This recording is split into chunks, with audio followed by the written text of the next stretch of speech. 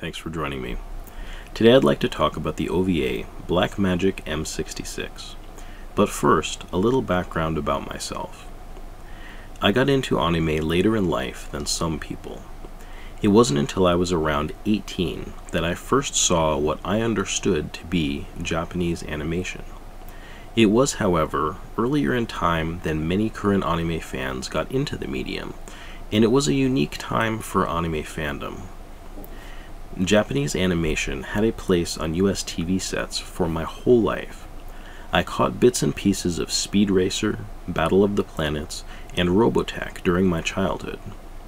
However, an entirely new anime home video market became established in the US in the late 80s and early 90s, thanks to the founding of companies such as Animeego, Central Park Media, Manga Entertainment, and others.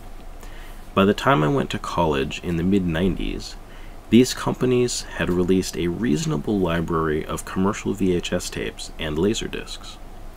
Additionally, anime clubs and fan subbers that had been active through the late 70s and 80s had been, and were still, bringing many copied VHS tapes of anime series that were otherwise unavailable to English speakers. At this time, Sailor Moon and Dragon Ball had also just begun syndication on US television. My first introduction to the works of Masamune Shiro was an English-dubbed commercial VHS tape of New Dominion Tank Police. This is still one of my favorite anime series of all time, and one that I think is underrated, though it may be nostalgia talking. After having the good fortune to get to see an English-dubbed, limited theatrical release of Ghost in the Shell sometime in late 1995 or early 1996, I can say Masamune Shiro was definitely on my radar as a favorite creator. While he's contributed character designs to some less than stellar shows, he's also had big successes both with anime adaptations and his original manga works and illustrations. This brings us finally back to Black Magic M-66. This was Masamune Shiro's first notable work. Originally a fan comic published in 1983, it is quoted as having caught the eye of Seishinsha president Harumichi Aoki, who offered to publish him. Seishinsha published this work commercially in 1985, and the anime OVA, the first animation based on a work by Shiro, was released in 1987.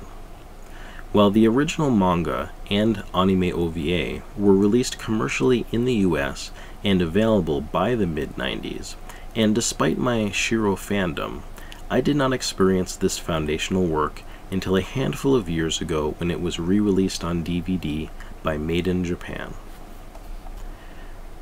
Black Magic M-66 is the story of an escaped military robot that hunts down its lead creator's granddaughter after a test program is left active. Unlike your typical 20 to 30 minute OVA episode that's part of a potentially longer work, Black Magic M-66 is a self-contained story. Running at 48 minutes, it resembles a short movie in length and structure. As a fan of Masamune Shiro, it's exciting to see the sheer amount of Shiro-ness on display in this direct-to-video animation. The world-building, mecha designs, and military-focused story immediately call forward to his later works, though possibly to none as strongly as Ghost in the Shell.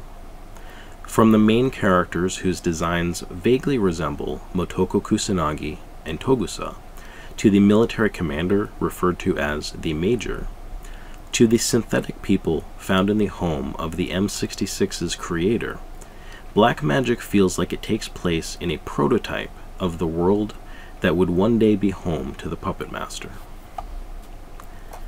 One of my favorite anime books, Helen McCarthy's The Anime Movie Guide, has a short section on Western cinema's influences on anime, citing many 70s and 80s sci-fi staples such as Alien, The Terminator, Blade Runner, and RoboCop.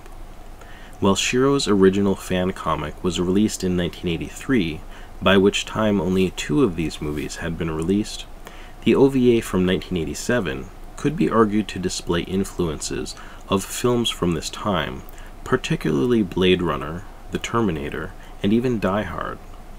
This OVA is, to my knowledge, the first and only animated work to which Shiro himself is credited as director, and similarly to Katsuhiro Otomo's adaptation of Akira, he appears to have taken significant liberties with the adaptation, the Anime Movie Guide going as far as to cite it having different story, different characters.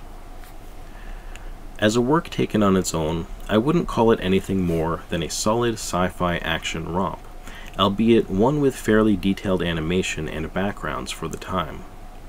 While nothing approaching the level of Akira, which would come out in theaters only a year later, Blackmagic M-66 is still an example of a time in Japanese animation when budgets tended to be more generous, and the level of care taken with productions was frequently much higher than that seen today. When taken alongside Shiro's other works, such as Appleseed, Dominion, and Ghost in the Shell, M-66 is a fascinating look at his earliest animated work, and the one he was arguably most directly involved in. Fans of Shiro's world and mecha designs should enjoy what's on display, and those who love sci-fi movies of the 80s should be pleased with the overall package. While a bit on the short side for a standalone feature, Blackmagic M-66 is well constructed, entertaining, and a wonderful look at Shiro's earliest success. If you have not seen Blackmagic M-66 and are a fan of Shiro, 80s sci-fi, or 80s anime in general, I highly recommend checking it out. While not one of the greats of the medium, it's nonetheless worth watching, and a show I'm sad to have missed until its much-deserved DVD release just a handful of years ago. This is one I'm proud to own, and it definitely belongs next to Shiro's other animated works in your collection. I hope this video was enjoyable, and I hope you'll join me again for more anime and video game related videos. Thanks for watching.